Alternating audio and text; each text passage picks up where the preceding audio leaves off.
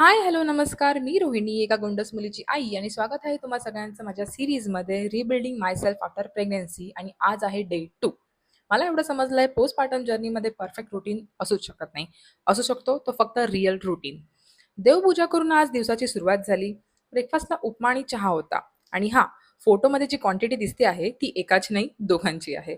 आज रेवाचा पण साफसफाईचा मूड होता म्हणून घरात थोडी क्लिनिंग पण झाली. लंचला मी वांग्याचं भरीत आणि चपाती खाल्ली आणि त्यासोबत एक एग सुद्धा खाल्ला प्रोटीनसाठी.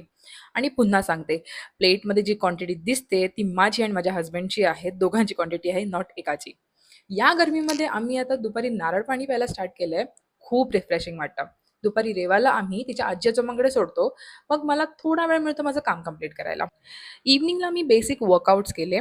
हेवी काहीच वर्कआउट नाही केलं कारण की दुरुषने मला सांगितलं होतं कुठलाच हेवी वर्कआउट करू नकोस. आज थोडं चॉकलेट क्रेव्हिंग झालं म्हणून मी डार्क चॉकलेट खाल्लं आणि इव्हनिंगला फ्रूट म्हणून चिकू खाल्ला.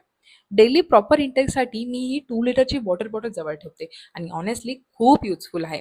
अँड आज मी फर्स्ट टाईम मूग डाळचा चिला बनवायला ट्राय केला आणि खरंच टेस्टी झाला. आता मी हे माझ्या ब्रेकफास्ट और इव्हनिंग स्नॅकच्या लिस्टमध्ये नक्की ॲड करणार आहे.